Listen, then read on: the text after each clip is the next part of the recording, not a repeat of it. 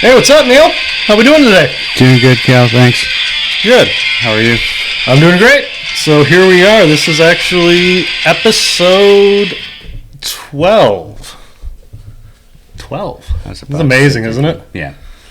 That's actually about a half year's worth of shows. Yeah. You know, when you think about it. I think I say it every episode. I didn't think we'd get this far, but we Well, did. you know what? We keep plugging along. You It's know, called perseverance, bros. I don't know how those 5 to 10 people are carrying us out there, but they just keep us going, keep us coming back, right?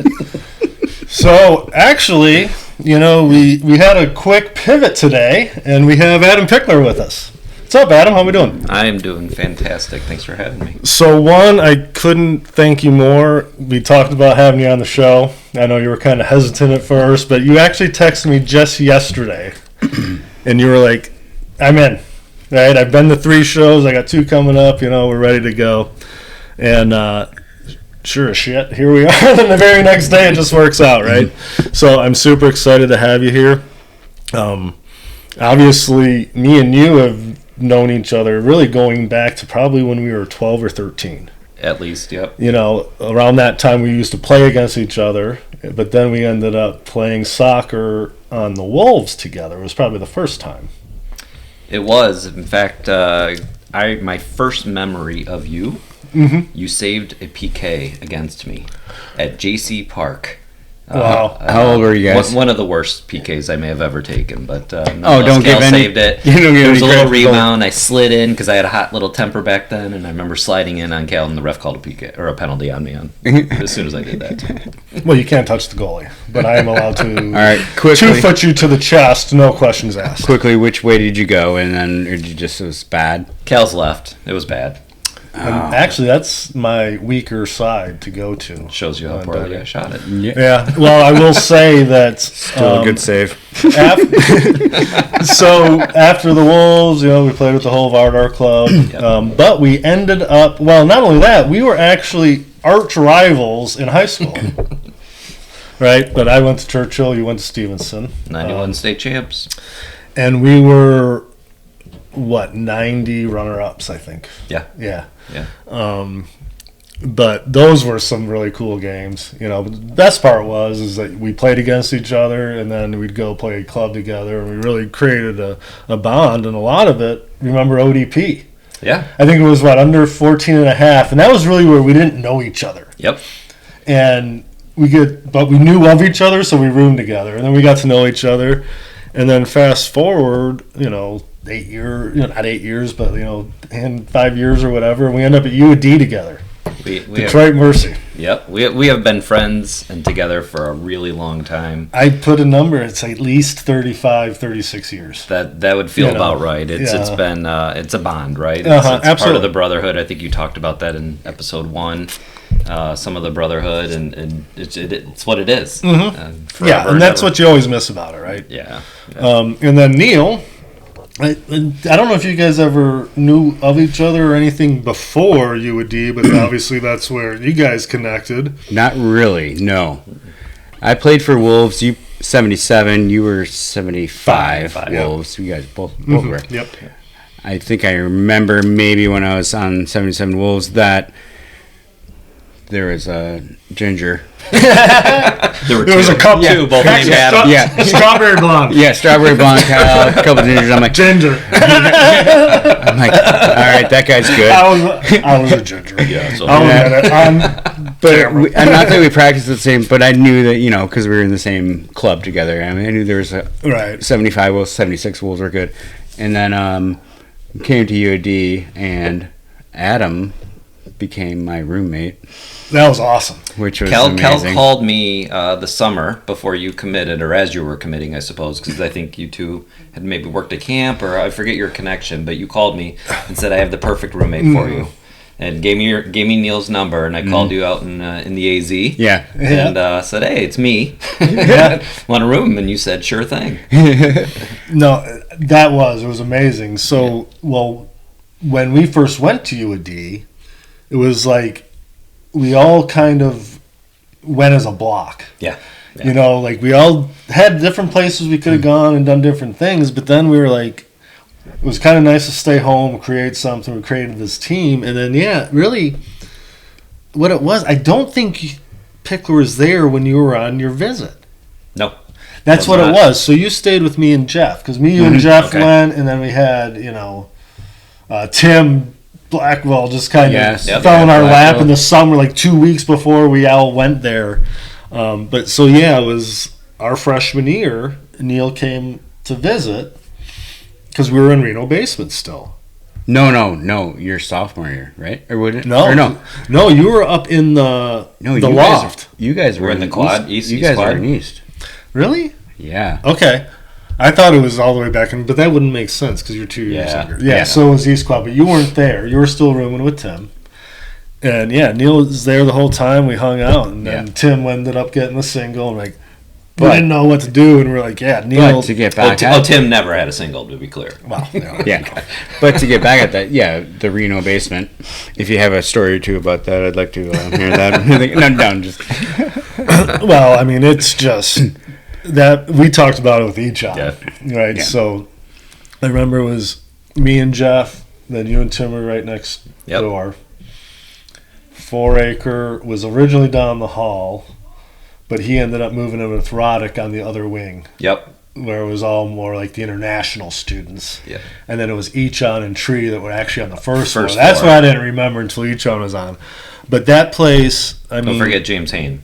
Yeah. Oh, my God, James Hain, yeah. Oh, no, he's doing a shout out, James Hain. What up, Jay? If you just stand on the near post, you just let up all your goals on the far post, you don't get yelled at. I mean, it's common sense. Especially by Morris. 4 Acre saved me from getting my ass kicked by James Hain. Yes. Oh, man. Faux dog. Faux dog. Did Faux dog put his calves right in his face? He intercepted him on a bus ride on a road trip back. I did something to piss James off, and James went to go over the seats at me, and 4 Acre just dove and intercepted him and pounded him. It was awesome. 4 Acre's a good guy like that. I love 4 Acre. Those were some crazy times. We were just coming in as freshmen. I mean, we were killing it on the field. First time away from home, and but that was when we actually went to our very first shows together. Yeah. So, I think the first one we went to together was Smashing Pumpkins. 93, 4. It would have been 93 because it was it was right after the end of the season before we ended first semester, and it was at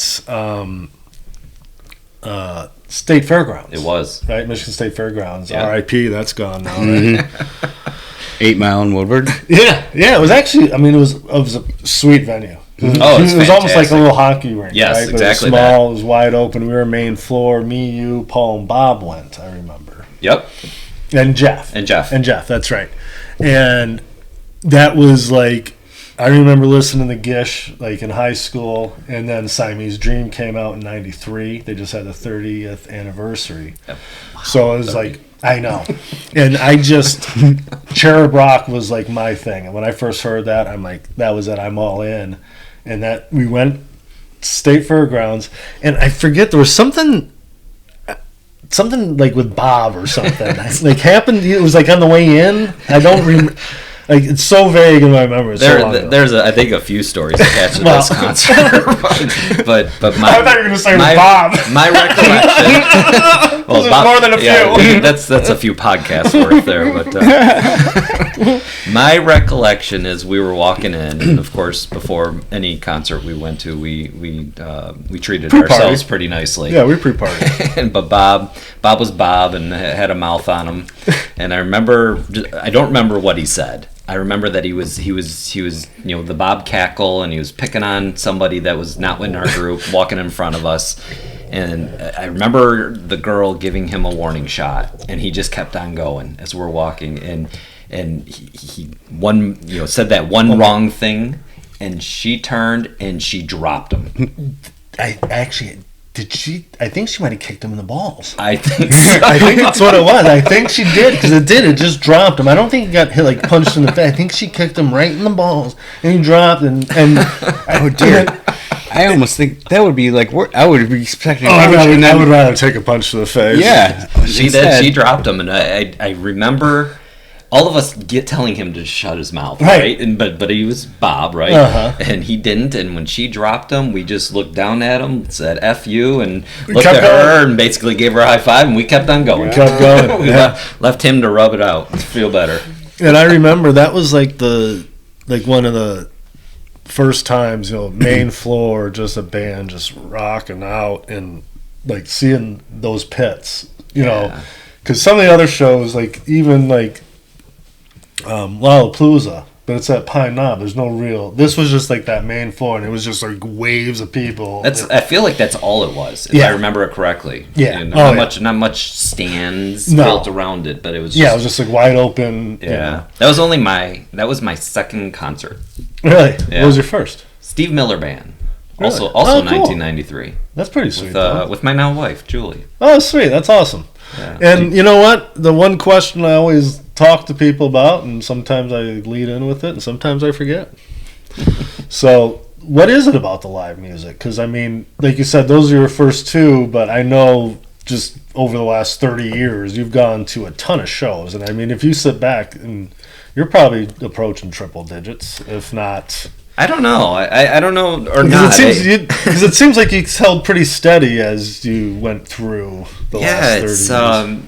It's certainly something that Julie and I do more regularly now. You mentioned that we're on a little streak right now, but I think every guest you've asked has said something similar. It is the community. It is the fun that goes with it. I'm not the guy. I don't follow a lot about the musicians. I don't know their stories and their bands. For me, it's all about the sound. Me too. And so, in fact, I think I remember you saying that you don't know the words. I am the worst, and that's probably one of the great things about concerts.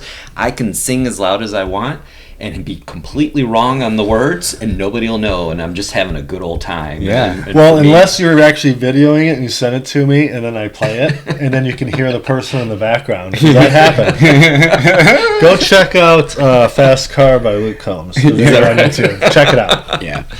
Yeah.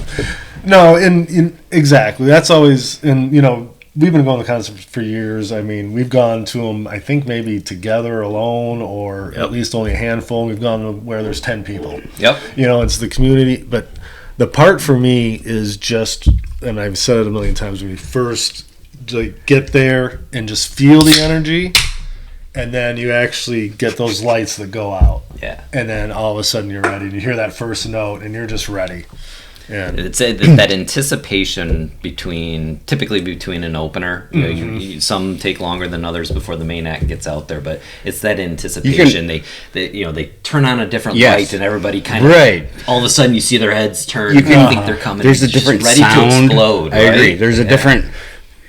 I like the way you said that. There's a different light when it turned on, or there's a different sound. You're like, oh, and then there's a little small roar of the crowd. It is. If it depending on where you're at, but you notice a different sense of urgency. Yeah. Like all the people in around, they're making sure everything's ready, and then all of a sudden you're like, all right, we're right there, and all of a sudden it happens, and it's like, gosh, and I mean, have to imagine the performers are the same way. They're like, they probably get that same goosebumps that we get. We're like, oh my god. You get a feeling from them too, from the performers, right? They come out, and sometimes I wonder, is this just a job? Right. But then the way that they interact with the crowd, and they it's make art, it feels like they're bringing something totally unique to that night. Yeah, it's not manufactured. I think it's just a feel. I agree.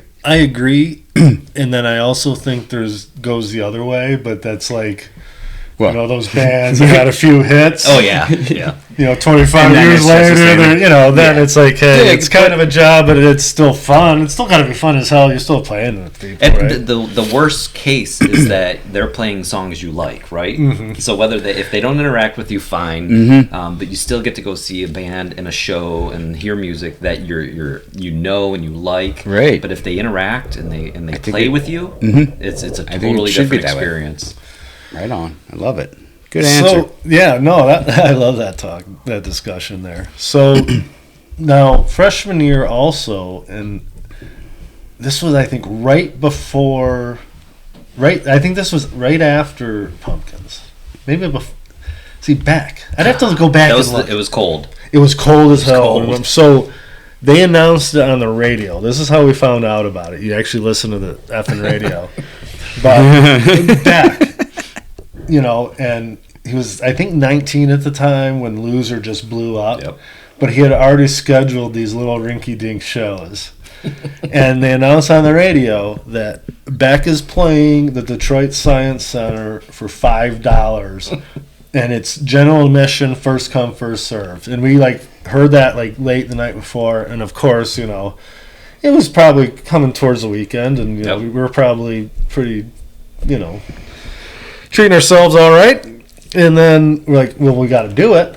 You know, and I don't even know if we knew more than 2 songs by back at the time, but you knew Loser, right? And it was something to do, and it was an experience. We enjoyed a good time. So what the hell did we do? What did we do? We woke up. I don't remember how early, but it was early, and we. It's probably one of those ones where we damn near didn't go to sleep. Yeah, we were. I think you're right. I think you're connecting some dots for me. See, that's the beauty of this, is, you know, eventually it's like everything comes together. It's those 3 heads finally align, and then we get to the bottom of some crap here. Yeah, the back was a blast. I mean, I think it was probably one of the most fun concerts times. The whole thing, right? The entire day. An absolute blast. You know, we got out there at maybe 7 a.m. Cold, sitting in the parking lot. We were probably first in the parking lot by hours. We were literally like, however many hours. We were either the first 4 or 8 people in line. Yeah. However many people. And then nobody came for a couple more hours. Oh, and it was like it wasn't drizzle. It was like a constant like rain, but it was like a November rain. It was like not November rain, but that was like we'll talk about that. Fall rain, just miserable. And we're in line, and then all of a sudden, I remember people do start showing up. Yep. And what do? They go into the building, and they're all sitting there getting all warm, and I'm like, motherfucker, we've been here since 7 a.m. Like, we're bundled up. I mean, we're trying to stay warm any way possible. Reclaimed our spot in line. But we ended up getting in, and I mean, it was a long ass day because I mean we met some friends. We met some friends in the parking lot, and then we all finally get in. I mean, that ended up being like a 15-hour day for us by the time like he played and everything. And then finally, the big ending moment when he plays Loser. We heard that song like 3 times because he'd get like second in, start up. Oh yeah, by then it was back. It was. I probably have another story about a stop and start that I can tell in a little bit. But Beck played Loser at least 3 times. But each time that he stopped, he just went, "Oh fuck, I screwed up again." And every time he would pick it right back up from the start. He wouldn't even pick up on that part. Which is a great little riff. But everyone else was just, I mean, they were loving it, right? People got more and more out of it. They're having fun. They were laughing with it. Oh, and I bet she was amazing. And speaking of Tanker, since we brought up Bob Hayes earlier, I mean, he didn't even see the concert because the day was so long. As soon as we came in, he sat down and back next to some science display and passed out, and we woke him up when we left. Woke him up. No, that was the funny thing. I mean, the stage was literally up against the wall, and it was all the science exhibits. They were all out. So how many people were there tops?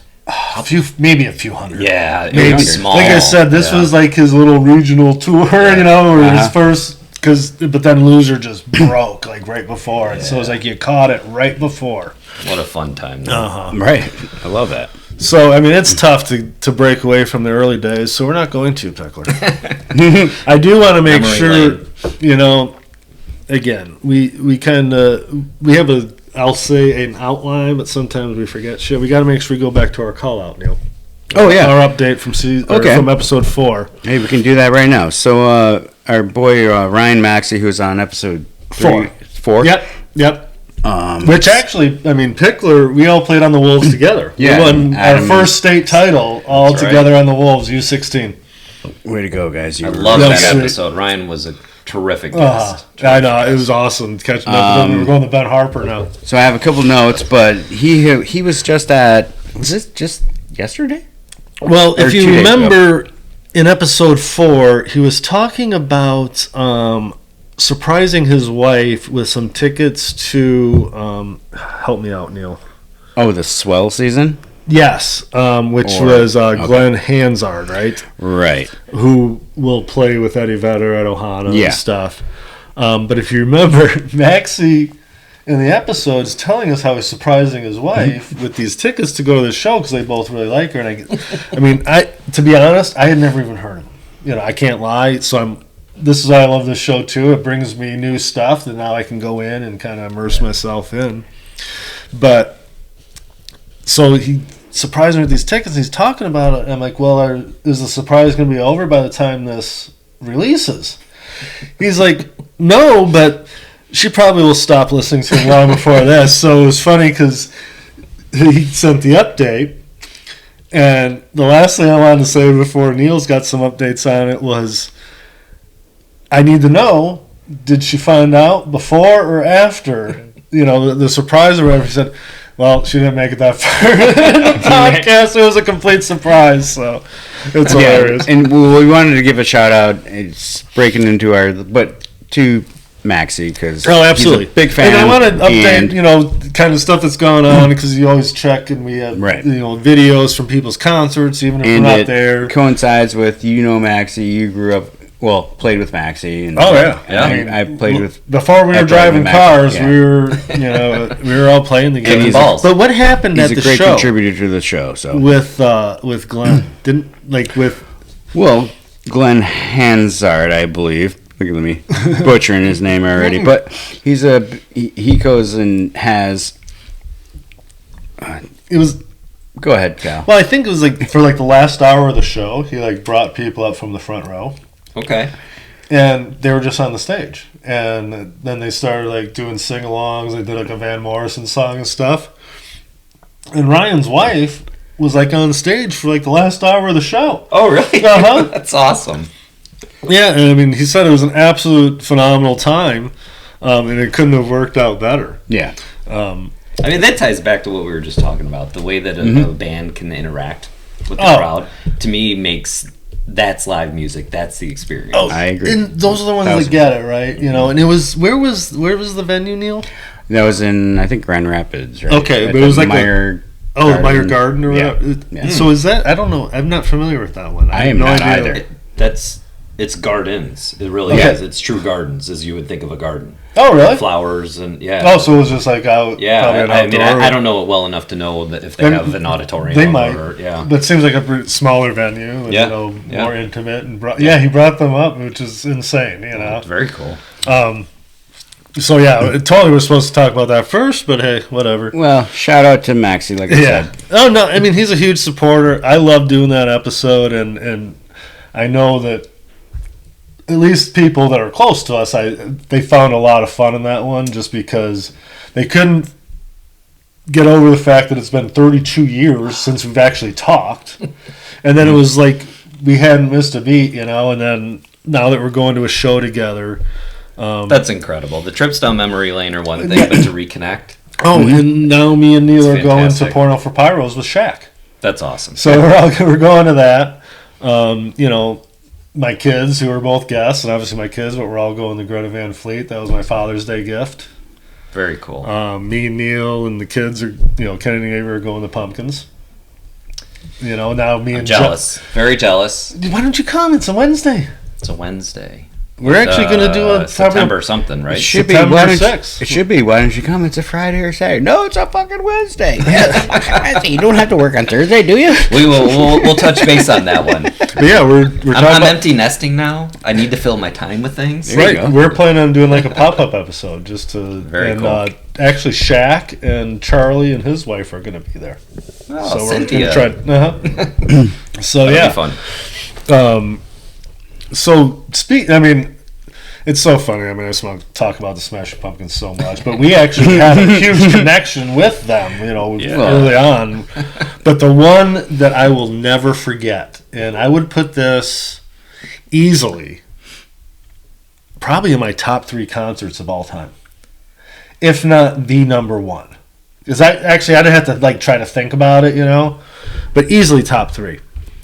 So this was Breslin Center, which is Michigan State's basketball arena or whatever, right? Yep. And if you remember, it was right at the end of the school, our freshman year at UAD. Yep. And it was actually the same exact night as our all sports banquet. So back then it wasn't like we had our own specific for soccer. It was all the sports together. And out of our entire soccer team, me and you were the only two that bailed on it. And me, you, and D-Ho drove in my old black Mustang from UAD. D-Ho drove in from Western. Yep. Then we left from there in my car to Eastern. Not Eastern, to Michigan State. And we actually met up with Paul, Bob, Dan O'Shea, some Marauders, and Lars. Yeah. But they were separate from us. So it was just me, you, and D-Ho, and we had the seats way up, like in the bleachers or whatever, right? It wasn't even like seats. And then all I remember was Billy Corrigan hit that first note. And you might even have led the charge. I don't even know. We decided those seats weren't good enough. No. So what happened, Pick? As soon as Billy hit that first note, as Kel said, we decided we were going to get to the stage, and we did. We led an entire rush of human beings to the stage, and Kal and I got all the way to the front, and we braced ourselves because it was a crowd. Held on for dear life. I think I ended up, I'm the smaller of the two of us, and I did. We did bulk up a little bit by that time. We were a little. We were both about 20 to 25 pounds heavier. Very good weight training. Very good weight training. Thank God you did, because otherwise you would have got smashed. We could have been hurt. We could have been hurt bad. This podcast might not even be going on right now if that happened. It was an amazing experience sitting 5 feet from Billy singing that entire time, but also probably the most uncomfortable and painful. I have one other story about that, but that I had ever been, because I was pressed. I was flat against that barrier. We talked earlier. Yeah, it was actually. I remember it was like more like a cement wire fence, and it had like a little bit. Just that little like square tubing. Yep. And I remember, like I've said this on the show, I mean, like I hunched down and put my arms like this, and I held on, but I kept my head low because you had that swell of people always rushing. Yep. But then you had all the crowd surfers that would come overhead. But if you kept low in the first row, you would never get hit. They would fly right over you, and those people would fall, and like it was only like a 6-foot gap. Between that fence and the stage. So, I mean... And you just saw a bunch of people flying over crowds. They're flying over, and I mean, I ain't shitting you. I mean, I was at that point, I mean, again, we like to party. We had some fun. And, I mean, I was almost, like, locked in, and then, like, I'd look over at James Ehow, and, like, and, like, you're all over the place. But it was, like, you almost were listening to it in this intimate setting. You almost heard him sing it, not through the speakers. Sure. You were so close that you almost just heard him, it was like a weird... It was personalized at that point, right? Like, you really were... There, and then thousands of people behind us, but Breslin's they weren't part of what we were doing. At least 10,000 back then, at least. Oh, if not more. Yeah. No, they're probably good 20, yeah. And we were actually, if you remember, the stage was there. We were all the way on the other end. So, I mean, we got... Not only did we get down, and I mean... I remember looking, and everyone was just rushing through those aisles. It was just who could get there first. Yep. Dang. And remember, it was kind of an old timer. Mal at this time, 50. And he actually got a little hold of my shirt. I did one of these, and I just kept going, and I never looked back. And then I think I got up there. I actually took my shirt off, tied it around my waist, just in case, like the 60 guy or 50 guy was going to track me down. Okay. I just remember begging people to get off my back because I was so smashed. You were kind of like, you weren't actually mangled. Up right on the thing. You were kind of half in, so you were getting twisted. Yeah. No, what an amazing. So what I remember about that too was we leave. And we missed the soccer banquet, but there was an after party back in Livonia. So we were trying to get from Lansing to Livonia. And at first we walk out, and, I'm like, feeling pretty good. I think we can do it, And we look at each other, and me and Pichler look at each other like, we ain't driving anywhere. But D-Ho, I mean, actually, I think he had quite a few early on, but, I mean, you couldn't drink in there, So he's like, yeah, I can do it. So he drives us back to the party, right? And by the time we get there, we're like, hey, how'd the banquet go? Because we just saw the Smashing Pumpkins. That was the first of 2 banquets I skipped, by the way. That's hilarious. And then So I just remember we showed up and, we were only 19. I think we were both 19 at the time. No, you wouldn't have. No, I wouldn't have been. You were 18. I was 19. Yep. We show up. And, I mean, we can't buy beer, so we just show up. We're expecting stuff. And there was, like, nothing left. So I remember drinking, like, Jack. And all of a sudden, I hear this noise coming from downstairs. It's embarrassing. And it's not embarrassing at all. And the basement door, coming up from the downstairs, all of a sudden flings open. And Pichler has this guitar that's hooked up to an amp. Yep. And then all of a sudden he comes upstairs and just starts ripping on this thing, singing "Smells Like Teen Spirit." The only words to the song I knew. Yeah. Over and over. But it almost sounded like you were playing it. Because, it really wasn't that. To those who had as much as we did that night, it definitely sounded like it was playing. I sing karaoke now and again, and I think I just remember just like laughing hysterically. That was like almost the culmination of our freshman year, right? Because I think it was like the next week or something we were gonna all head out on our way, and it's like, oh my God, I got to go back to my parents' house, and for the next 3 months I'm not going to see these people. What the hell's Yeah. Not us. No, actually, the party continued through the summer. Yeah, the party did continue until we had to train for our national championship run in Minnesota, and me and Pichler were so effing fat. I mean, there's no other way to put it. Coming out of our freshman year. I probably put on... I was fat too, coming on my freshman and my sophomore year. I put on no and less... my junior year I wasn't. I put on no less than 25 pounds that freshman year. You probably put on at least 20. I put on 25. I took off 30. Do you remember the one time Pichler walks in and you hadn't got a haircut, you're all straggly, you had on a flannel shirt tucked in with a belt and jeans on, and he had on like this beat up ass hat, and he walks in and Jim Thomas goes, Jesus Christ, Dan Connor's here from Roseanne. John Goodman. Of course you weren't that big, but you were much shorter. But at 18, 19, it looked that big. Oh my God. So yes. For a soccer player, no. Oh my God. D1 athletes. Scholarship athletes. I earned it very well. But no, we did. Remember, we busted our ass going to nationals that year, and we each lost like 30 pounds. We won the state, we won regionals, we're going to nationals in Minnesota. And it didn't turn out the way we would have liked, but club career ended a little unceremoniously for the both of us. Yes, I believe me, you, and a couple of others actually all had red. We saw red that day. Yes, I was watching. I was there watching you guys play. Oh, that's right. Yeah, which actually goes back to one of my first memories of you.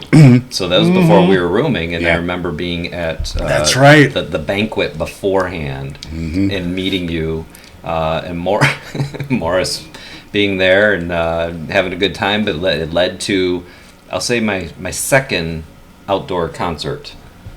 Lexi Lawless. That's right. I bet you that was sweet. Because kicking balls. That's right. I forgot about that. It is not against the law. In fact, on the soccer field, it's strongly encouraged. Strongly encouraged.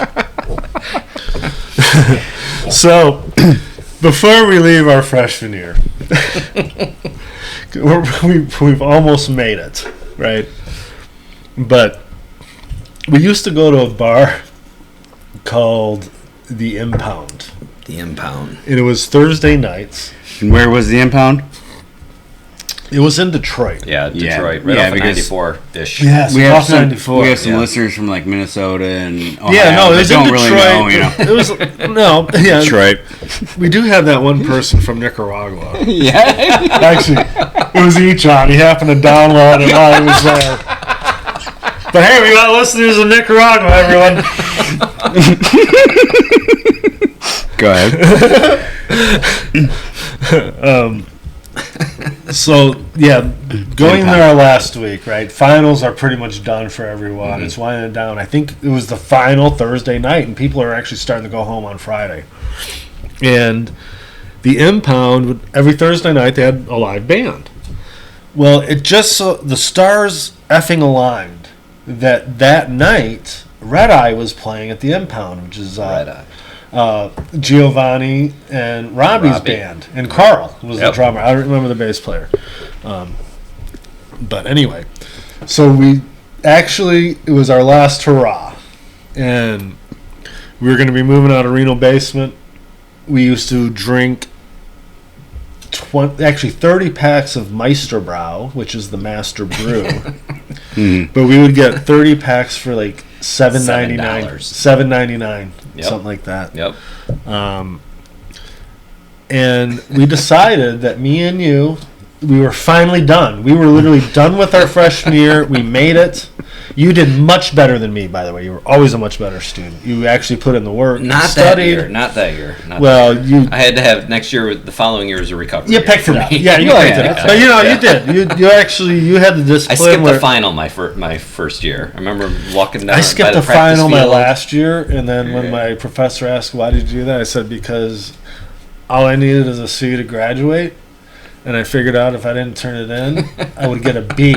And I'm happy with a B. He said, "Are you serious?" I said, "Yeah." He goes, "Actually, you get an A." No shit. That's actually that's pretty smart, bro. That's what they call street smart. Well, that's what I literally, and I remember like my mom was like, "Are you actually going to graduate?" Because it's like 5.5 years, Yeah. And it was engineering, and but I lasted one semester in engineering. So right. Anyway, we have, at that point, we probably had about $8 to scrape together, and we got a 30-pack of Meisterbräu. No one else is with us, and it's probably like 3 o'clock in the afternoon. Yep. And me and Pickles went one for one, bonging beer after beer until that 30-pack was gone, and it was 1.5 hours it took us. And I think you won. I think it was 16-14. So I always have to win. Yeah. That was I remember that very well, and I have a college-age son now. Well, actually two. Another one started this coming week. That's right. But, it's tough to remember when they actually make it there. Yeah. So I don't think the bong is still a thing, at least not in my son's circle. But that was a long day. It's a long day. Long and fun day, I imagine. Right? Well, you know what? It really wasn't, because at a certain point, I remember showing up. I remember showing up to the bar, and I remember you just being in much better shape. Like you were dancing, doing whatever, and I remember being an absolute mess. And at one point, I touched Giovanni's wah-wah pedal, and he just put a sole of his shoe right in my chest. And then I sat on the edge of the stage the rest of the time like a effing zombie. Pichler just kept going. I remember you were actually not just going, but you were still actively drinking. We would have flaming Dr. Peppers there. Remember those?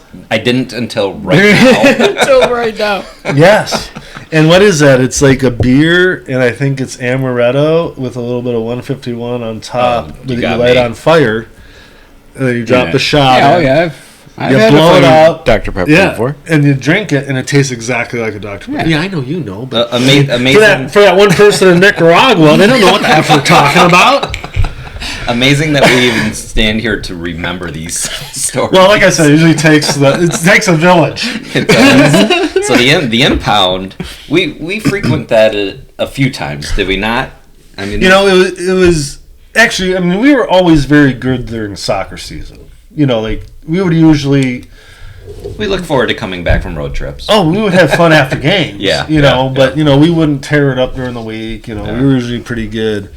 But we usually, because I recall being there a few times as one of the few places local. I'll call it local. Yeah, we used to go by the end of our freshman year. We would go almost every Thursday. Yeah, I mean we were there probably 2 straight months every Thursday.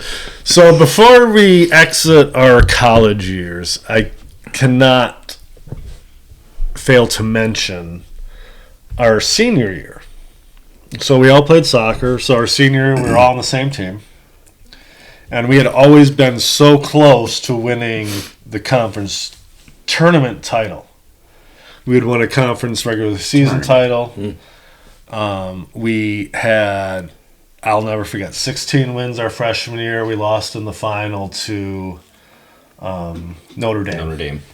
And that was like Glover and Ponatowski and Messing, Jay Wood. The original crew. Yeah, that was like their last hurrah. So it was awesome to have a year like that. We came in as freshmen, 16 wins. By the end, I want to say we ended up with like 7 or 8 freshman starters. Yeah. I mean, it was ridiculous. It was one of those, it was unheard of. Sophomore year, we did pretty well, but we lost in sudden death overtime in the semifinals of the tournament. Yeah, to who again? Milwaukee. The goalie scored on me on a free kick. Fuck Milwaukee. On a deflection. On a deflection. That's right. Paul Royal. Names from the past. Yeah. Junior year, so sophomore year, we went 8-8-4. We never had a losing season. We had a straight 500 season. Our junior year, we went 13-6-2. Mm-hmm. And we lost to Butler in the final. Heartbreak. In overtime. And we were up 2-1 with like 5 minutes to go. We were a man down for over half the game. Yep. Shit just happens. And we ended up, we were a man down. It goes to overtime because they scored late, tied at 2-2, and then they just pumped us. We were dead. But I do remember that year you had to beat, it was Southern Connecticut State to make the NCAA tournament. Oh, I did not remember. It wasn't an automatic bid even our junior year at that time. It was not an automatic bid till our senior year, which we're coming to now. So we had, that year, we ended up 14-4-4. Our second best year. And we did not win the regular season. Nope. We lost to Butler that year. And we went to the conference tournament. And we beat Loyola in the first game. Yep. And I will never forget this. I know this ain't music related, but you know what? I don't even effing give a shit. Nobody This cares. episode might be 2 hours. And if you want to listen to it, hey, I'm sure like 5 people will stay tuned. Like Charlie, maybe Shaq, a couple other guys. Thank you, Charlie and Shaq. Yeah. But we played Loyola, and I will never forget that I let up like a free kick goal, nutmeg, right through my legs. Yeah. Woo. I went down to do like a forward dive, and I went through my arms, through my legs, and I'm like, You're not the first goalie to do that, nor the last. And I bet he was the loudest after it happened, though. I screamed fuck as loud as I could. And then the first thing that went through my head is, holy shit. And not only if my career ends in this fashion in the first round, the way that had, but we had 11 seniors that year that had been so close. And it was actually Geese who saved us.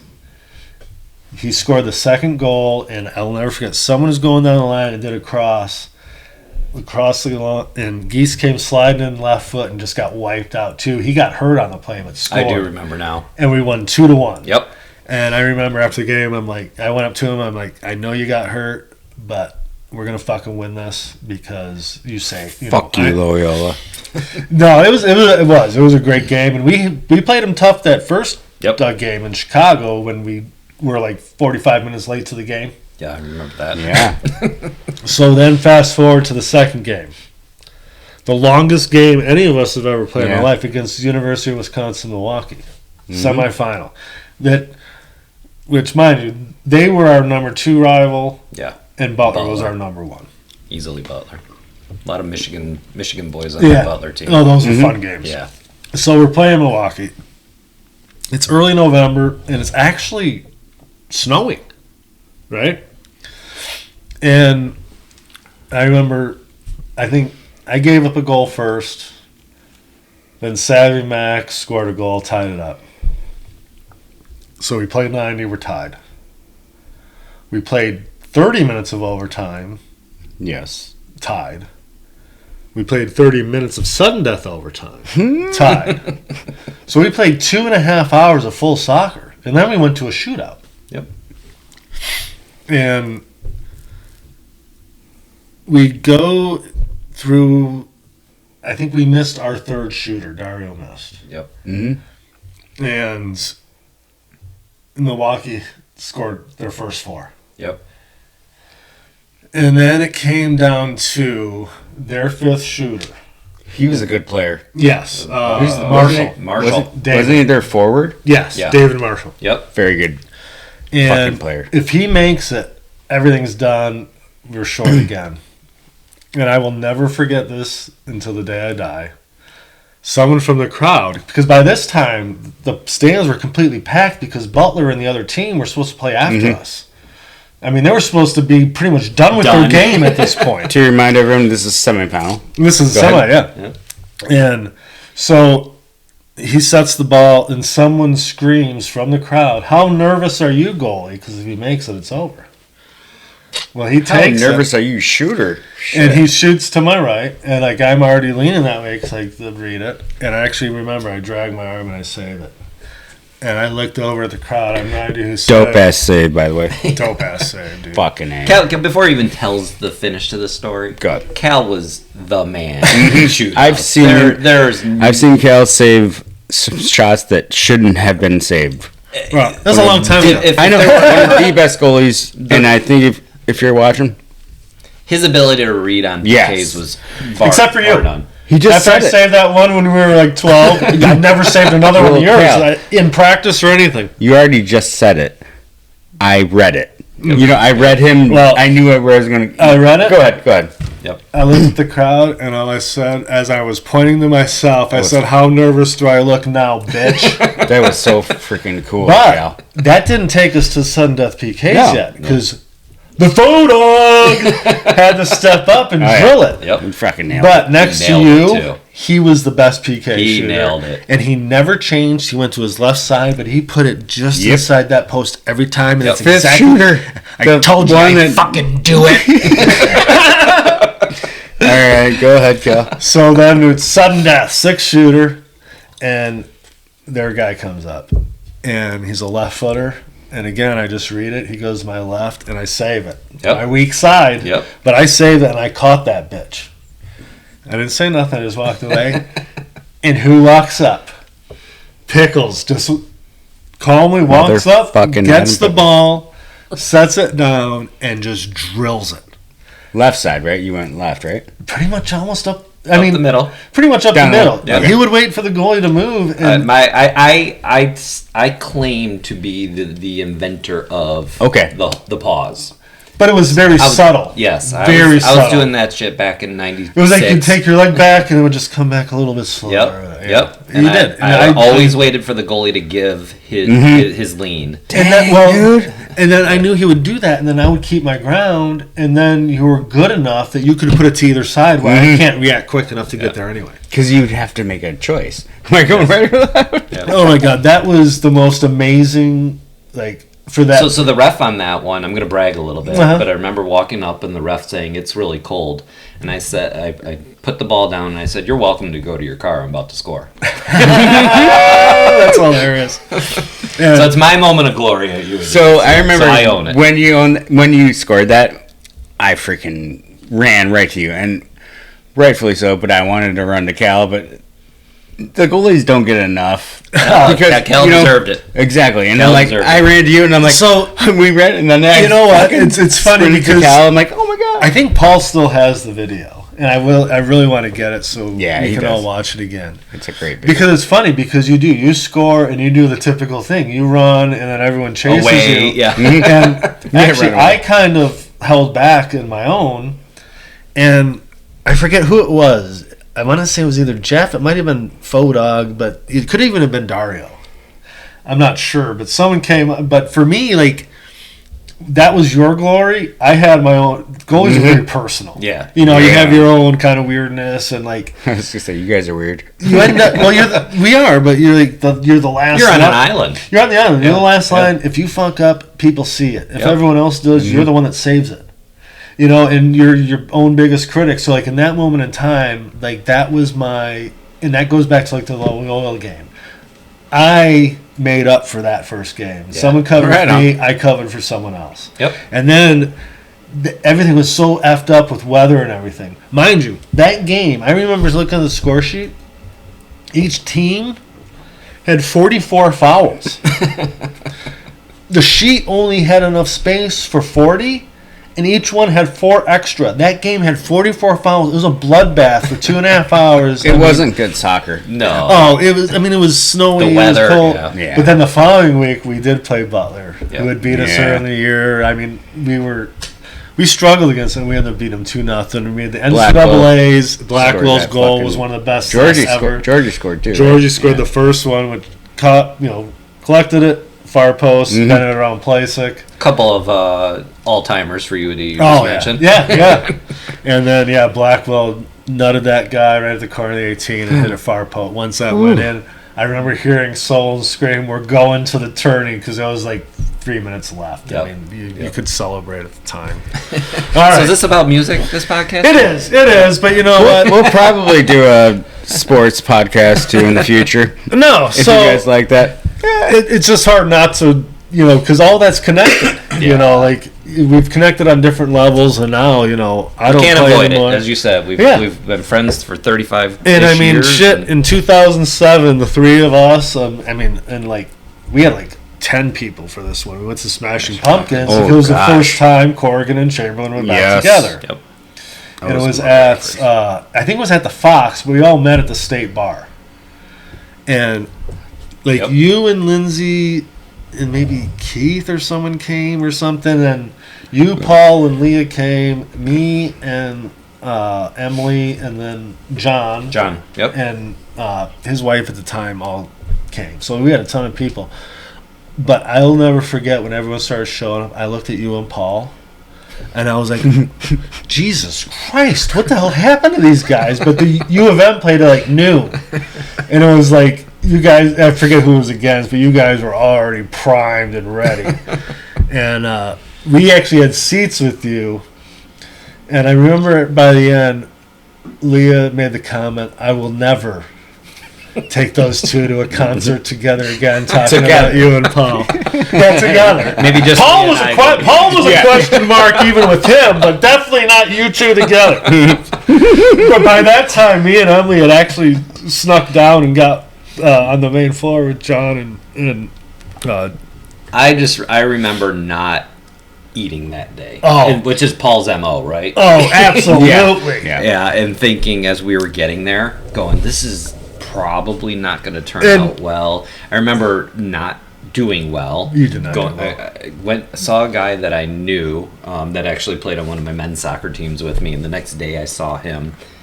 Went to my game the next day. And I just remember him saying that he saw me go into the restroom, and he said I was leaning against the wall in a way that I thought I was holding the building up. So, fun day. Yeah. That concert I remember was not very good. No. I mean, the Pumpkins had their new album out, and then I think even we probably mentioned this, but Corrigan goes, "We're not gonna play all their old songs." Whatever, bro. Really? And now he's playing all this fucking old shit. You should. That's awesome. Yeah. Which they got back together. But the thing was, it didn't even come close to touching those old shows. No. But you know what? Now you go back, and it's like. It does bring you back. But guess what? We had a fucking fantastic time. In my mind, we've gone through, I think, the 3 Pumpkins concerts that I had been to with you, and then on one of your recent episodes with Echon, you talked about the Guns N' Roses concert at Little Caesars, and how Pumpkins, and I was there. And really? Yeah, and so all of a sudden I was like, 4. Okay, so you did see the Pumpkins with GNR. I did. Nice. I did. What did you think of GNR? At Ford Field, phenomenal. Oh, so you were at Ford. So you were there. That's right. We were there together. We just weren't together. Yes. That's right. Yeah. I do remember that. That was like their first show in forever. Yeah. They had one. That was their very first one. Yeah. No. Yeah. One little small venue. Little, almost like a bar. Yeah. Like whiskey or something. Yeah. But I thought Ford Field, they were amazing. Little Caesars.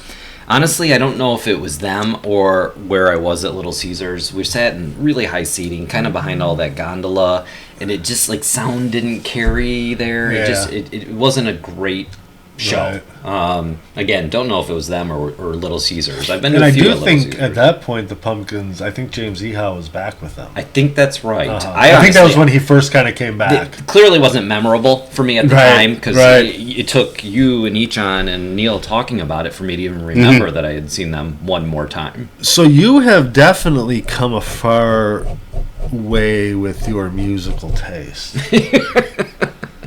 Because Where are we going with this? well, I remember before we were ever in college, and then obviously in college, I didn't realize like how big of a Michael Jackson fan you were. Which I'm not. I always told you like I have nothing against Michael Jackson, but like you actually like loved Michael Jackson. Yeah. I loved a lot of his songs, but you were like, did you ever see him live? No, unfortunately. That's a shame. Remember being a little guy, and my sister's one of her best friends at the time when he came to the Silverdome way back when, and thinking, oh, how amazing Was that when must it was that the be? Jackson 5? No, this was Thriller. This was Thriller. Oh, for People Thriller. wore buttons on Holy their crap. jackets. Oh, yeah. Yeah. Thriller and then Bad. I mean, you couldn't touch them. No, I mean, Man in the But you Mirror know- to me. Oh, yeah. I'm a fan. But even, you know what? Some of the ones I'd put on my play is some of the older stuff. Yeah. Like Rock With You and like some of that stuff. Like, Yeah. that's really good. You know? I'm what I would call a mainstreamer. All right. Yeah. I don't dig into a lot of music. I don't know the musicians' stories. I'm radio play. At least I was, especially younger. I think having met you, or not met you, but gone to UAD and really getting exposed to music. I think even you and Ichan talked about Green Day. So Ichan gave you Green Day, you gave me Green Day. Right. I remember going to the record store at Berkeley, right? There's a little record. Yes. And loading up on CDs, and like, well, Cal told me to get Green Day. I'm getting Green Day. Do you remember when Jeff showed up with Gin Blossoms? What, you lose a bet? Everybody likes who they like. I know. We used to give people a hard time. I know it. But no, you know what? Actually, that brings up a cool topic. So I was contacted by another podcast, Sunday Night Army. And, he said he was looking for like 5 or 6 podcasters to answer 2 questions. So, of course, I saw it, said, I'm in. There you go. And one, I got to make sure I haven't missed any sort of deadline, but he said no timeline. So I think I'm in still good shape. But he had 2 questions. The first one is a band that you like didn't follow or never really heard of. All of a sudden you're exposed to them. And you're like, holy crap, I really like them. And then you kind of just dive in. And then the second is a band that is huge and like a phenomenon almost or whatever, but you just don't like them and you don't get it. Great question. So, for me, I'm going to probably kill 2 birds with 1 stone, and I can just keep it quite at this point as we talk about it. But for me, like the first question, the band that I never even heard of or whatever, didn't follow, that I'm like, wow, they're really good, is The National. They were never on my radar. But you and Paul and Keith and Lindsay would always talk about him, and then I started listening to him a little bit. I really liked the lead singer's voice, and there was some songs that just really were awesome. I'm like, wow, I really like it. And then I actually saw the documentary. I think it was the lead singer's brother did the documentary and followed him around like on tour and stuff. So I watched that, so like I got immersed even more with it. So then it's like, now I'm even more invested in it. So, like, for me, it's The National, which I know you're a huge fan of. They were just here. It's probably my favorite band. I think I've said now, it. the other one that I don't get, and this has been a thing I've struggled with for 30-plus years, is U2. Now, U2, which I can't argue, like, Joshua Tree is a good album. Yep. But I never understood, like, when they just were, like, Octung Baby and anything after, I have no use for.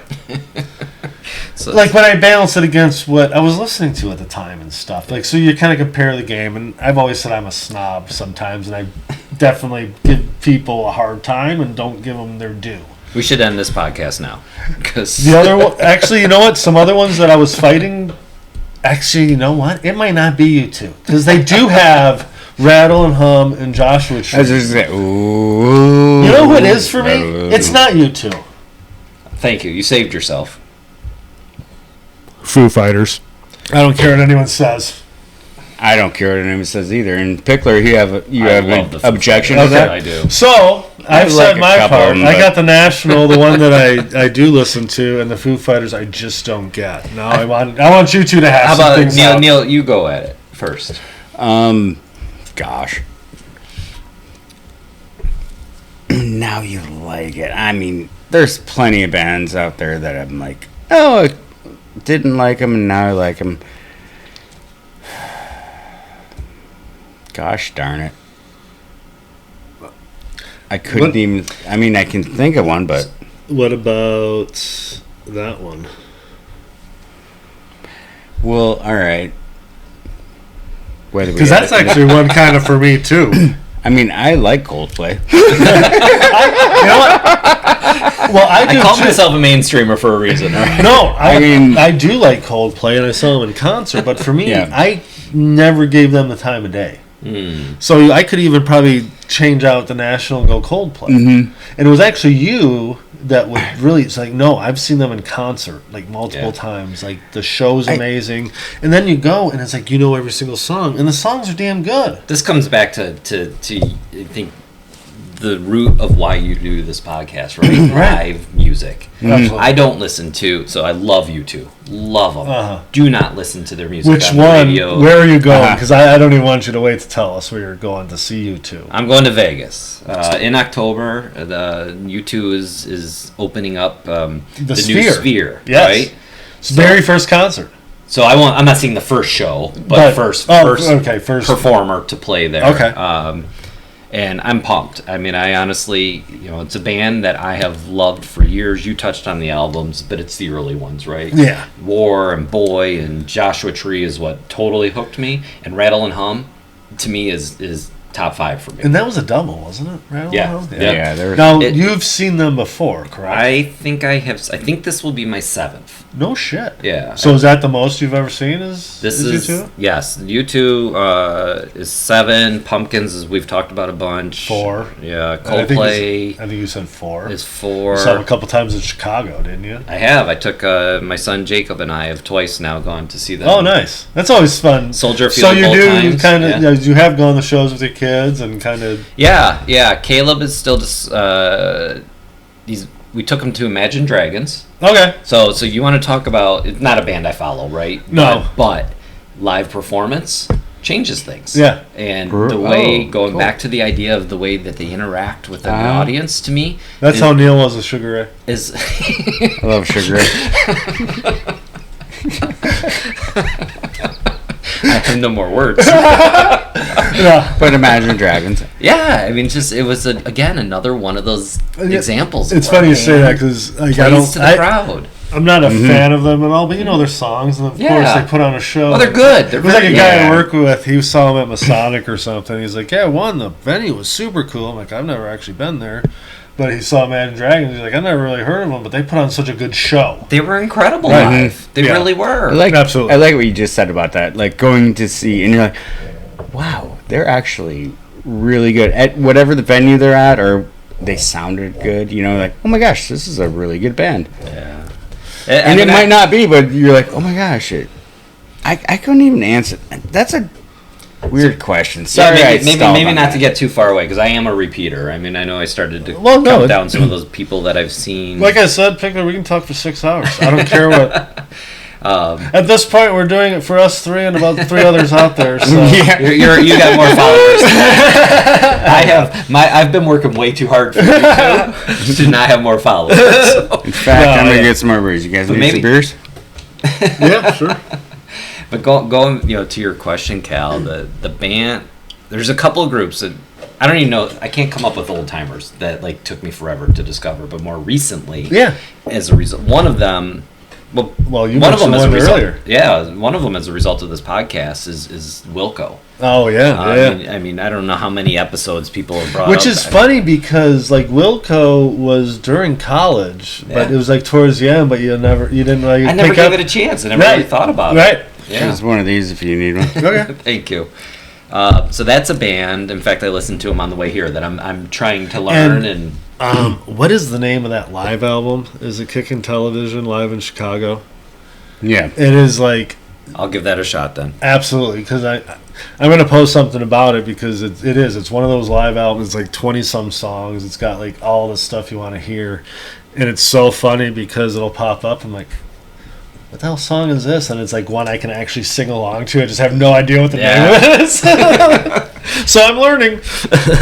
Yeah, the other one is probably because I think you've seen him a couple times now. Is Greta Van Fleet. I don't know him, and so I'm starting to listen in because I keep hearing about them, but again. Well, so it started out with Highway Tune and Safari Song. Out hearing them on the radio. And I'm like, wow, they kind of sound like Zeppelin. And they were from Frankenmuth. Yep. Like four of them. Old. I mean, literally, they are almost like a 70s band. Like that really good guitarist, solos, drums, but that voice. And it's funny because like their newer stuff, it's almost, you hear almost a bit of Rush. The way but they put on an amazing show. Me and Kennedy went at the Fox, but that was in 2018, so those guys are like 20, 21 years old. And then we saw them just last year in Grand Rapids, and just the growth was amazing. And we're going September 8th. That's awesome. Just me, Kennedy, and Avi are going to LCA, so I'm super pumped about that. That's really cool. That's a band I definitely need to listen to. Check it out, September 8th. Go with us. You talk about another one. Back-to-back days? No, the 6th, the 8th, and the 10th I have. Oh, Jesus. Pumpkins, Greta Van Fleet, Pearl Jam. I don't want to lose track of the summer and fall of Kal. Hey, I'm having my own summer. Julie and I think it's 5 concerts in about 2 months. You just went to a few. I have been. So who have you seen recently? That would stand out, or honestly, all 3 shows. Yeah, began with Kane Brown at Soaring Eagle. I'm not a country listener by any stretch, but I go to plenty because that's what Julie follows, and he killed it. He absolutely killed it. What an awesome show, and I will listen to him going forward. He was just, the performance was super cool. The crowd was so into him. Apparently, people love that song "Thank God" that I think he sings with his wife. He does. She was there. Yeah. Well, no, because she sounds hot. Someone She's pretty. Because actually, I had a video. I posted that video on YouTube of them singing that song. Oh yeah, that's right. I didn't know that was their wife. I didn't. Yeah, that's his wife, or his wife. I tell you what. 570 views on that thing, People love it. I honestly had no idea. No, I had no idea. At first, I thought his name was Cade Brown until I looked it up. So thank God So the other concerts. Yeah, the very next night, Julie and I drove back home, and then we headed to Meadowbrook to see Nathaniel Ratliff and the Night Sweats, and this one was for me. They're too good. I had no idea. Right. The year before, I saw him at Chris Stapleton. He opened for Stapleton. Okay. Yes. So you had Comerica? So second, Yes. Oh wow, amazing. And I did. I actually didn't really enjoy Stapleton. I felt like the place Comerica was too big for his style. He's amazing, but just too big. It doesn't fit for the energy. Sometimes it doesn't work. Yeah, and but Nathaniel Ratliff opened that night and absolutely destroyed it. The energy was so much fun. I fell in love, and it's awesome. It's one of those ones you talk about putting on repeat. It's all I listen to constantly. So you said a repeater, but that's the first time you've ever seen him, right?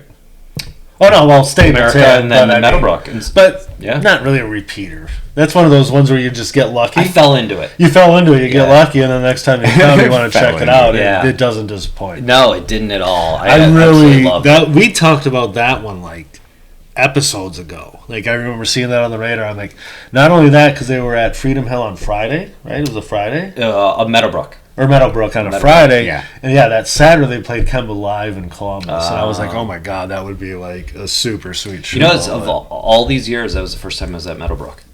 Really? Yeah. Very, very cool venue. Yeah. I don't know that I would want to sit in the lawn there, but the seats were awesome. Yeah. Hell, I've only been in Meadowbrook a couple times. I've only been a handful of times. But it's almost exactly half of a Pine Knob. Pine Knob's about 15, that's about 75. But they destroyed. They were.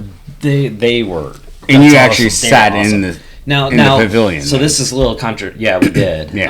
Little contradictory to what I've been saying this whole podcast is he didn't interact in any way. So for me, it was just pure music. Oh, and I don't mind that. No, I didn't care. I commented a couple times to Julie, like, wow, he really doesn't say a word. I mean, he maybe spoke to us, once. Mm-hmm. I don't need to hear that.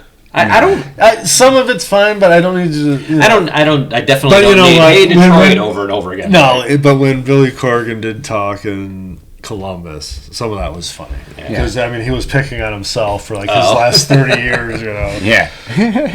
It was actually, one of the first, for me, it was like you actually saw him have a personality and, actually truly interact, with the crowd. So that was fun. And a week later, we went and saw Darius Rucker.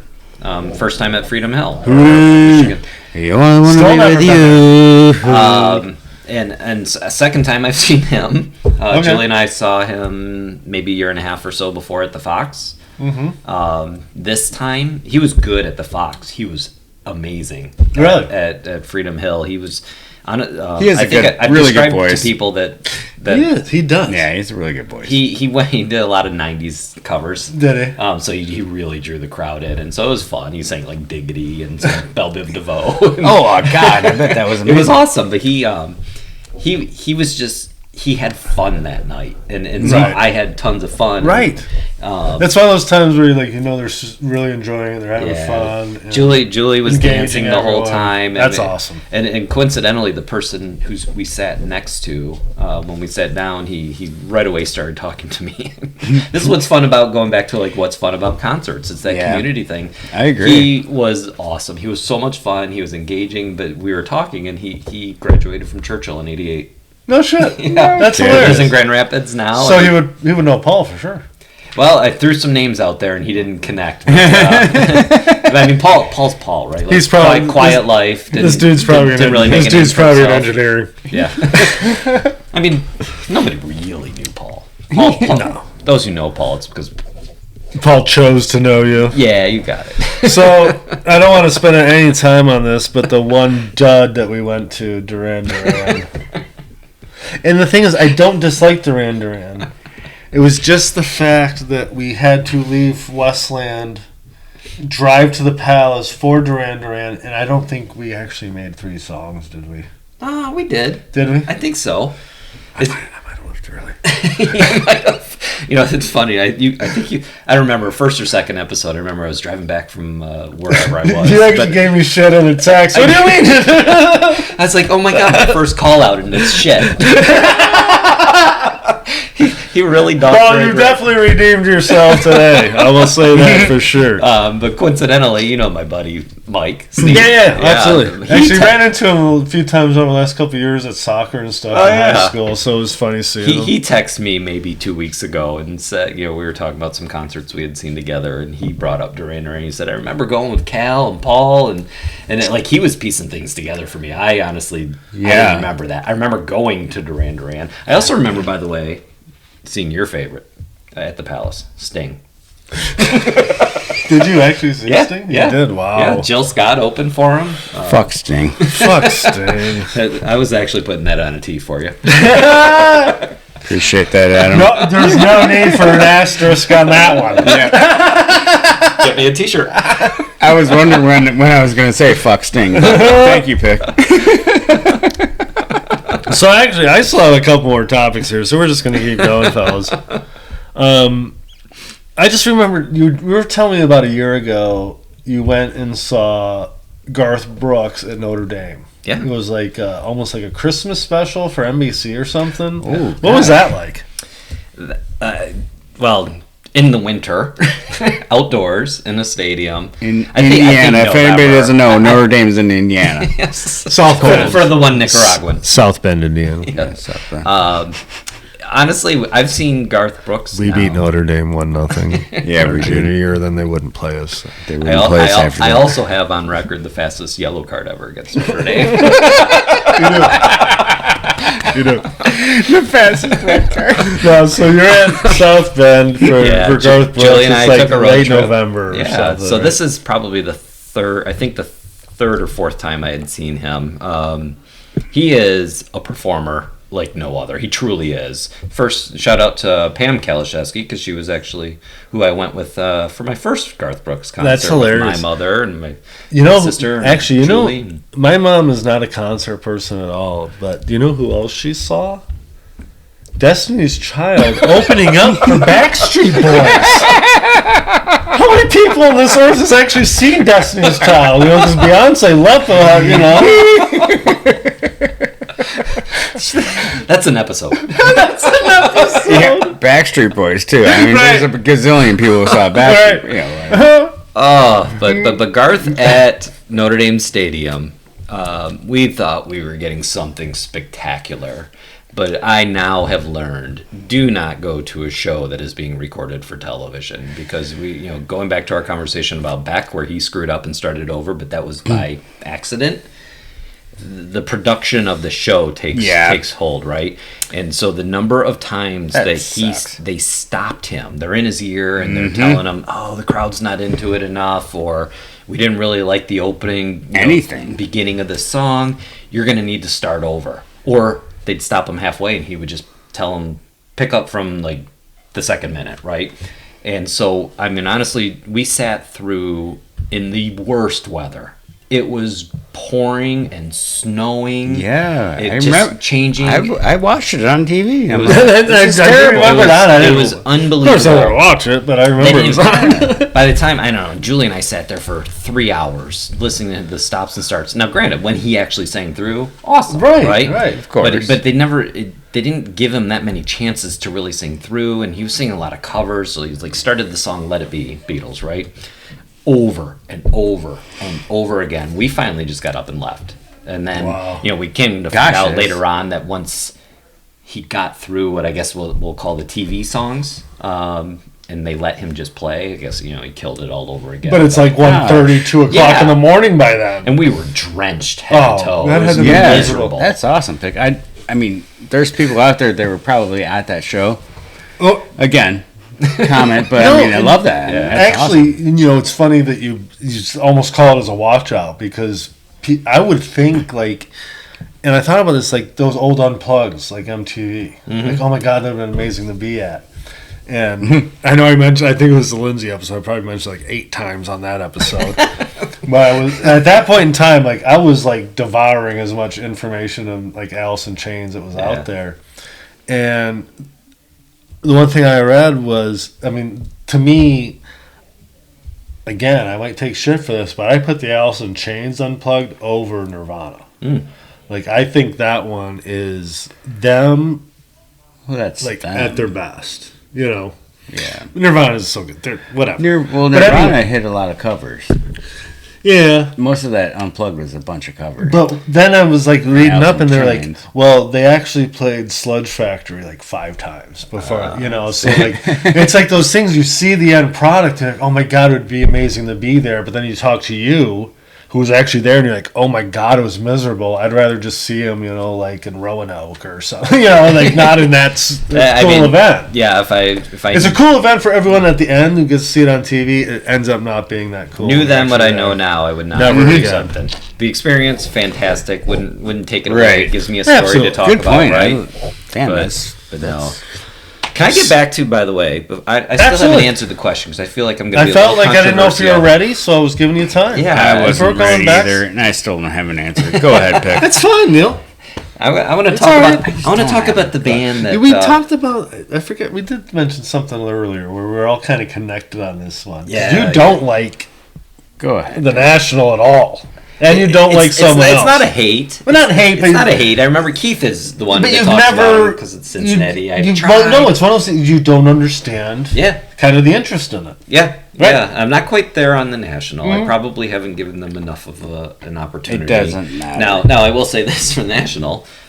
They sing a song with Taylor Swift, right? The Alcott. Awesome. So that's going to be the second Taylor Swift on my playlist. It's not the Alcott. It's not? No, that's another girl. Well, you It's know what? recent. I don't know what song it is, but I will say Alcott on is the radio not. it said the Alcott and it said Taylor Swift on the radio. Are you serious? On my little thing. But the right. Googler could be wrong. Googie. Well, before I even answer the question, number 2 on your list, but Exile's number 1. There's no better. That was so funny when you said that to me. But Of course, all people, like, that song is you. yeah, Exile with Taylor Swift and, like, Bon Iver or whatever. however you say it. Yeah, it's a Bonnie weird- Bear. Bon Iver. Yeah. Yeah, Bon looks like Iver, Iver. Bon Iver. Yeah. But the band that I just never understood, didn't get it, didn't like the Birkenstock feel of it all, was Dave Matthews. Okay. Just no interest in seeing him live. Never really listened So to you him. never did see him live ever? No. No I doubt get that's it. an experience. I mean, how could it not be? For the No. age we were at, especially. No, and I definitely understand. It's not for everyone. Yeah. You know?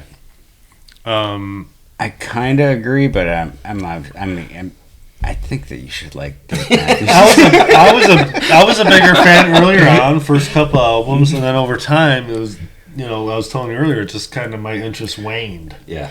Yeah, Then the only Those me and first Paul, 2-3 albums are amazing. Oh yeah. I think he's a better actor than performer. I don't know. Well, me and Paul I won tickets on the radio, and it was Dave Matthews and Tim Reynolds, but it was just those two. Huh. So like that was amazing. That would- because I remember Small little venue or Pine Knob. really? Yeah. But, I mean, they released so many discs together, or Yeah. albums together, just Dave Matthews and Tim Reynolds. And then that was what the tour was. And I actually won fucking tickets on the radio. Never done that in my life. Won 2 tickets from 107.1. And it was literally those two with their acoustic guitars and just jamming and played every single, like, hit I bet. that Dave Matthews had. Again, And then, of course, some covers. goes back to like who you like, right? But you know what? Yeah. I would never go see Dave Matthews Band ever again. The only reason I went to that is because 1, I won it, and 2, it was like him and Tim Reynolds. Yeah. It was just Dave Matthews. Yeah. Yeah, we would have gone, but it wouldn't have been like, wow, awesome. But I would never see him again. They come every summer. I've never gone. The last time I saw them together was Comerica. It was fucking horrible. Really? It was awful. And at that point, I was like, you know what? I think I'm done. And I kind of like divorced myself from him a little bit at that time. Yeah. I just saw, well, not just saw, but I was talking to Colin. I think you guys all know Colin. Yep. Yeah. One of our neighbors. Harris. And If you've ever met him, I guarantee you've never said a word to him.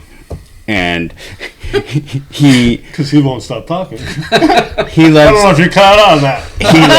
he likes Dave Matthews, but we Little went to slow. a concert together. Me, Colin, Paul, Leah, whatever. Uh-huh. And he goes, they never played any of their big hits at that concert. And I'm like, they didn't play Crash? They didn't play... He's like, no. And I was there. I mean, I was wasted, you know. I go, Ants Marching, Satellite, and he's like, no, they didn't play it. So I looked up. All right. So I looked it up. What? But they never freaking played. They didn't play anything. They Are you played. serious? Yeah. Well, you know what? They I played noticed 20 songs, and I'm like, he's right. They did not play Ants Marching. They did not play freaking Satellite. I This is noticed in that the other 2019. day. I noticed that the other day. I went through and I just happened to see a set list, and I'm like, I know 2 songs out of 23. I knew. Back at it. So, Pichler, we always haven't been aligned on music. I will say that you have been more than willing to be open and receiving to bands that I've brought to the table. Yep. And I will say I've also been completely guarded and put a wall up for anything you've brought to the table. No, not really. But you actually... Coldplay. No, you two... I reverse on it's Foo Fighters, but you do love them too. But Coldplay, you actually totally turned me. You said Emily liked them, but you're like, if you see them live, they will change your mind, and they did. Yep. So when I look back at it, that's probably the one where I knew everything, but I never was into them, so I could actually say them just as easily as the National. Real quick, I heard Speed of Sound on the way here, and what a really good song. Oh. I mean, people are like, oh, but it's a really good song. Go. It's one of those where really they just have fun. They do. You can tell they're having a blast. It's a good message. And that's they're fun. like, for me, the Lumineers. Yeah. That's another band you can tell they're just I would up love there. to see them. I've not. Next Friday. Another the 25th. Julie, sorry, I'm booked. Me, Emily, Kennedy, Avery, Elena, and Moose are all going. Really? He's not, because that's Paul's touchdown league draft. Yeah. Oh, but next Friday. Huh? They're playing Pine Knob. We went and saw them. I got to put my dates together in my head right now. We'll talk after more. Yeah. But the one time, I remember we were in East Quad. We were in my room, and I had my super fancy, 6-disc change radio. That was a nice one. It was. You could put them in, it would fucking go through all 6 of them and just fucking be random. So you would only hear, the same band 6 songs in a row instead of 12. But anyway, I will never forget, I owned that thing, and no one put shit in it without my okay, and then all of a sudden this guy walks in and he puts a disc in there, and I don't even think it was on random. I think he put that bitch right in and just play. And what was it? Fucking Air Supply. Air Supply. And I told him, what did I tell you before you put that thing in there? Don't put it in. I told him, don't put it in. What did I tell you what happened if you put it in? I'm going to throw it. What happened? He put it in. I immediately took it out and I threw it like a frisbee across the room. I calmed down a little bit, 3 years later. Right in the middle of making love out of nothing. You can make every tackle at the sound of the whistle. You can make all your stadiums rock. And like I said, I finally, about 3 years later, I think I apologized for being a jerk. No, I didn't take that. It was the very next day. It was, but I'll never forget that. As I rubbed my CD to make sure she was it didn't break. It did not. It wasn't like it wasn't like Quinter's CD when someone stepped on and shattered it. Yeah. Who would ever step on a CD and it shattered? Pichler accidentally stepped on one of Quinter's CDs I don't remember and the shattered story. it. No. It was me. It wasn't me. That's like you were long gone. No. This was like my 5th and a half year. What was it? Shaggy. It wasn't Shaggy. It wasn't me. I think, you know what? I think it was Pichler.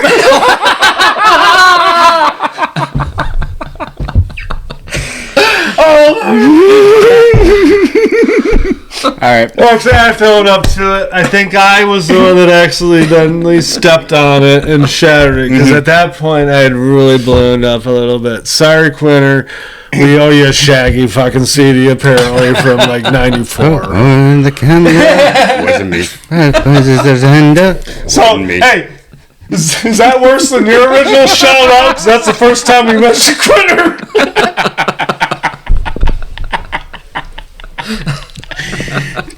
Quinter, I love you, bro. I know, I love you too, Quinter. It's so fucking funny. Old times. We'll get him here eventually. We'll get him down south. He's in TC? Somewhere up there in that area. Interlock, all right, yeah. all right. Yeah. All right, so Pichler, I do have to say thank you. I do appreciate, you are one of our biggest supporters. I know you always tell people about, especially people that we were always connected to that you see that I don't see anymore, or Neil or whatever. Yeah. But the one thing, you called me out of the blue. We always have a party the 3rd week in June, because it's right in between my kids' birthdays, Kenny and Avery. Paul's birthday's right around there. My sister-in-law's birthday's right around there. So we always have a party, and it's Balloon Fest. Mm-hmm. In Howell here, so all the hot air balloons fly. And every single year, since I always say we have a quorum, even though it's more 4 to 5 people at this party, we always pull our fantasy football draft lottery, the order that we all draft in. And it wasn't more than maybe 3 days or so that I think you contacted me. Okay, well, how long does it take to edit and put an episode together? And I'm like, I mean, if everything goes well, it's like a few hours, really, you know. And then you're like, we should do the draft lottery from your party as an episode, like a YouTube special. And I just mentioned to Neil, and we were like, oh my God, that is like the best idea ever. And so you were totally on board with it. I mean, our league's been around for like 30 years. So it went from, like tracking stats and newspapers. So now we actually have a YouTube special announcing our draft lottery. And you guys killed it. Oh my God! You absolutely. It was awesome. So that was hilarious. That was the same day we recorded the Echon episode. Oh really? Yes. Yeah, we doubled it. Yes, because we're doing the episode, then Echon was hanging out after for the party a little bit as much as he could. Well, Neil had golfed. Was it 9 or 18 that morning? 18. Yeah. Neil shows up a fucking bloody wreck. I will say held his own during the Echon episode. Because I know how he felt. Because I felt like that during the Lindsay and Jeff one. Mm-hmm. And then promptly went up to our spare bedroom and passed out for like 4 hours. Missed the entire party. That's the Neil we know, right? Yeah. And then at this point, I'm trying to scramble to do this show. And it's getting like 5:30. And I told Paul, he's like, all right, we got to do it. I'm like, all right, well, Paul, me and Neil are in. I look at Bob. I'm like, Neil's still sleeping. I go, you're going to have to be on and at least just sit there because it's just not going to be me and Paul. All of a sudden, as we're like putting this all together, who comes walking downstairs? Here's Neil. Ready to go. Yeah. And bros. Which reminded me, remember that one draft where he was passed out in the lawn? Yes. And then he came in, right next and he literally woke up like 5 minutes before the draft started, drafted his team, and just kept going. That's probably the year that I won. It probably was. You won more than me. You won more than me.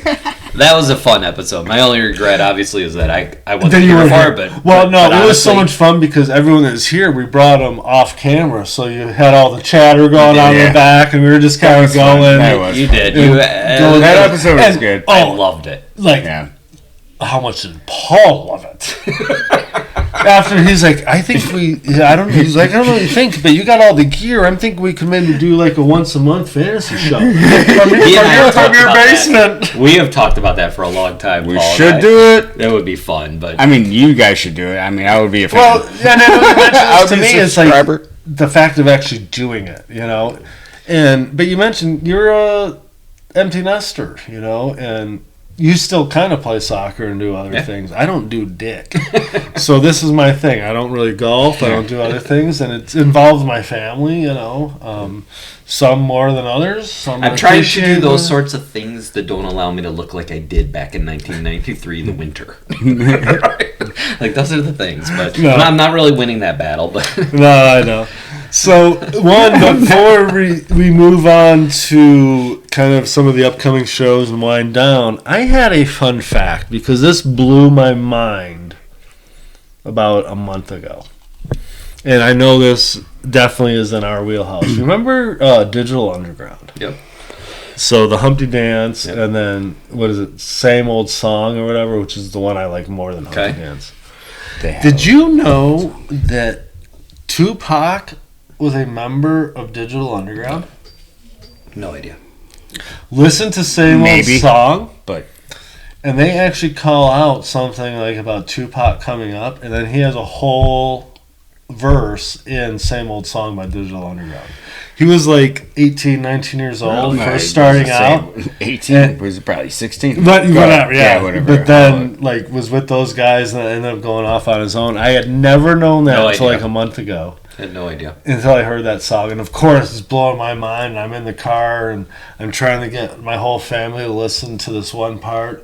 And then, of course, like 3 times in a row when it gets to that part, one of them starts talking. If I'm just like, fuck it. It's Tupac! Listen to it on your own time. That'll be my listen on the ride home. But yeah, no, to me, I always like to do fun facts. And that fun fact. So we are definitely winding down, and when we wind down, we always talk about shows that are coming up. I know you have 2 coming up. We talked about U2 in Vegas at the Sphere, which I am jealous. I would go to that. I would have. Not a U2 fan. And you keep inviting me? But I've also seen what you paid, so I don't know if I will be able to join you there. But no, we just went to Vegas. That was like our family vacation, and we went to the Grand Canyon. Awesome. And we stayed at like the Holiday Inn resort thing, because I had points and stuff. Yeah. But it's literally right at the Sphere. A block away. And they were like building it and everything, and then the very last day I'm like loading up the car to head to the airport, and they had the whole thing lit up. That's cool. And then since then I've seen where they had it like lit up looking exactly like a basketball. Yep. And like they can do all this interactive shit on the outside, so it's a little bit amazing to see like when bands play, if they like interact. All the virtuals I've seen of when was the last time you were in Vegas? Actually I was there for work. A few months ago. Did you head to Fremont Street anytime recently, or? Let's say right before the pandemic. Jacob, actually, his team was there, and we stayed down in Fremont. Where'd you stay? Lady Luck? I think. The D? Or the D? No, it wasn't the D. So we checked out the D. That was super cool. You know, Andrea was there, and they got the Coney. It's a totally different experience, right? Oh, it's very cool. Our kids, that was their favorite part, like being down there and just like the craziness of it. And you guys, we all remember, right? Like traveling with your team and having a good time. Oh yeah, absolutely. Back then, our parents all getting to know each other. Kids, teammates having a blast. That's what it was about. My dad, Ryan Max's dad, getting hammered with Dan. Smoking cigarettes. Yeah, so the Vegas one will be So who are you going to with that? I will actually be in San Diego for work that week. Okay. I'm gonna fly from San Diego to Vegas, and I'm gonna meet. He's hot. He's big time because he ain't driving to San Diego. That's only like a few hours. So he's gonna fly. $100 on Southwest. I did look up a rental. The flight was cheaper. Of course, picked it. Everything's about money to me. Oh, absolutely. I got you. I'm gonna meet you. May know the name of my buddy Jason.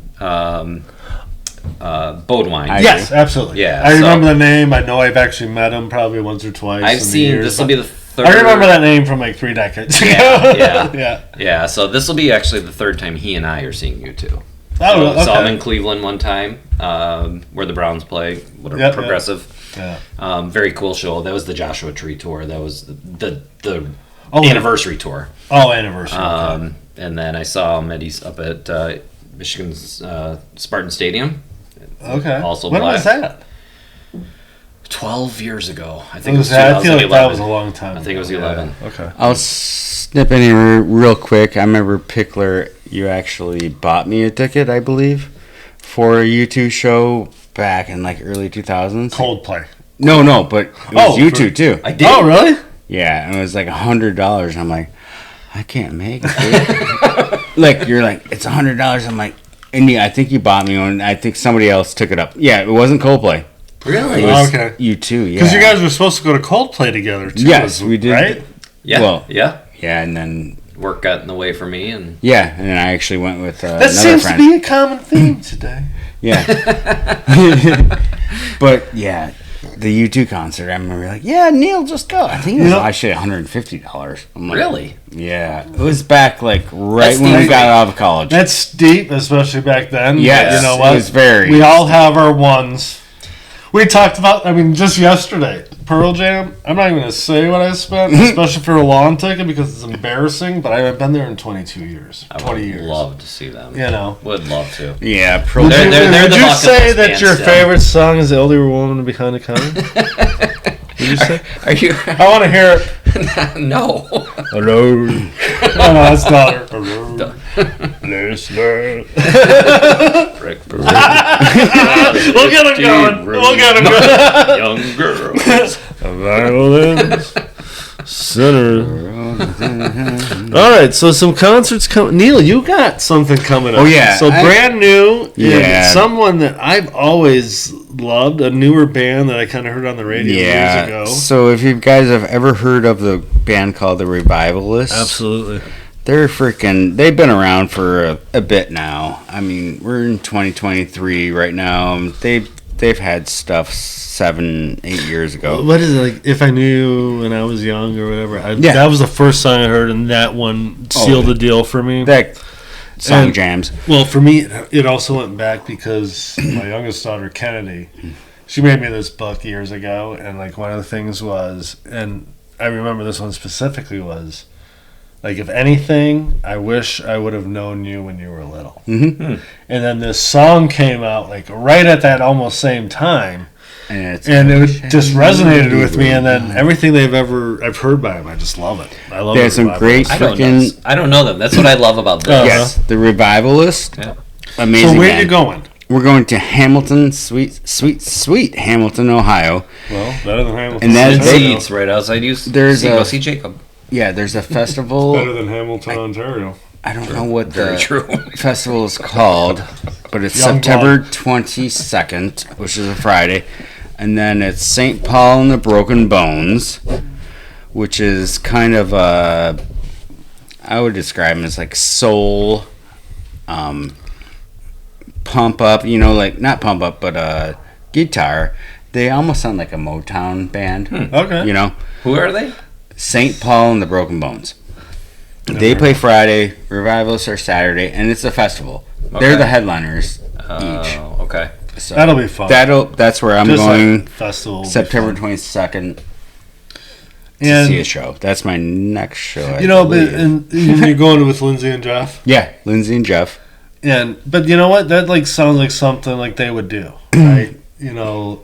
Like they're kind of like the local stuff that kind of almost obscure, like that, like Billy Strings. Never even heard of him. I know he's from Michigan. All of a sudden he's selling out Pine Knob, and it's like I was where they were at. And I was hanging with Jeff and Lindsay last night, and that's how Billy Strings is on the freaking radio, and we're freaking just not the radio, but St. Paul and the Broken Bones. Like you're like, no, I've never heard of them. I'm sure Jeff and Lindsay have. I've been writing all these bands down as you say. They're a badass band.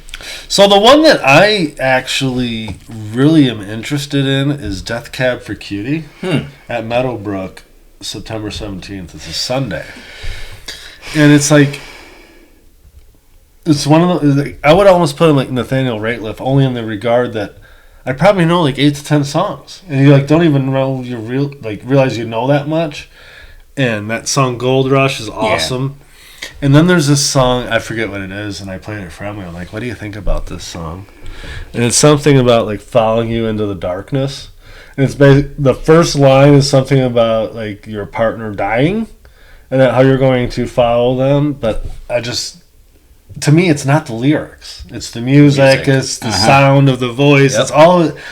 So before I have a list called My Girl. And then I'll put some of these songs on there that I like, and I'm like, and I thought about putting this one on there, but it seems kind of dark. So I played it one day. I'm like, "What do you think about this?" She's like, "Isn't it like about suicide? It seems kind of dark." I'm like, I know, but I like the music, and actually, it's like. But if you die, I'm going to die right after you. It's like a nice thing. It's a love story. And it was like almost like a Romeo and Juliet type thing. I'm like, Jesus Christ, get your shit together. Well, my wife actually wishes for me. Talking about my girl.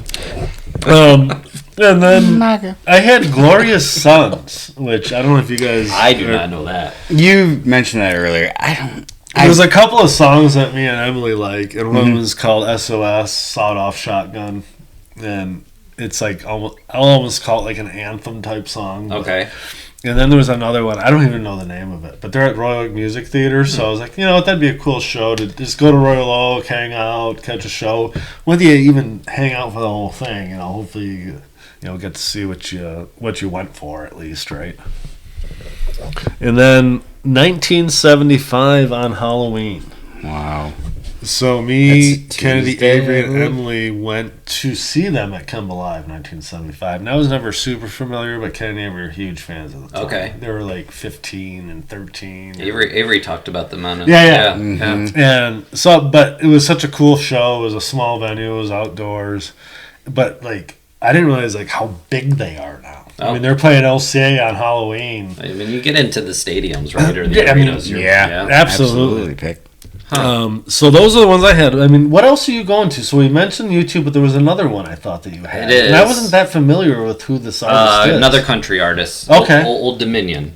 Okay. Oh, that's right. Old Dominion. So a band I don't know. Again, Julie follows country, and I enjoy going to the concerts. This will be the second time, so I see everyone at least twice. Apparently. Where are they playing? They are at LCA. Okay. In September, and then so the first time we saw them was in the middle of the pandemic, up in Traverse City at the baseball stadium, Seed Spitters or whatever they're called. Cherry. Yeah. And they were phenomenal. They I mean, again, another band that gets it from an audience. Like you said, you're not really into it, but you see them a couple of times. But at that point, you're kind of at the mercy of who you're going with. But you know what? Last time I had a good time. Why wouldn't I this time? And then eventually, you might get to the point like I'm done with these people. Or you just keep going. Yeah, they're good. You said you called yourself a repeater, and I love that term because I'm a repeater and I'm a new timer. Yeah. And I'll say I've become more of a repeater at times. You know, obviously Smashing Pumpkins 3 times in about a year. Right. Ben Harper, but you know what? I haven't seen Ben Harper in like 5 years. You're going though, right? Yeah, it's going. And it's Royal Oak Music Theater. So his sound within that theater... And I'm going with Maxie, so that's just going to be even cooler, right? I've not been to Royal Oak. Oh, dude, it's like a bar. Okay. Like when I was first getting tickets, you can actually sit at a table. So with small, 6 seats. 200 people. I mean, no, maybe a couple thousand. I mean, it does have the up, the balcony seating. I would say a couple thousand. Yeah. But the main floor is not big. No, the main floor is maybe 500. Okay. You know.